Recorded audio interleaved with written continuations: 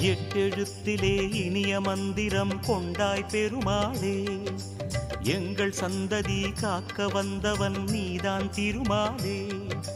கஷ்டம் நீக்கிடும் கருணை தெய்வமே கலியுக பெருமாளே, காலம் காலமாய் காவல் தந்திடும் கோகுல திருமாலே.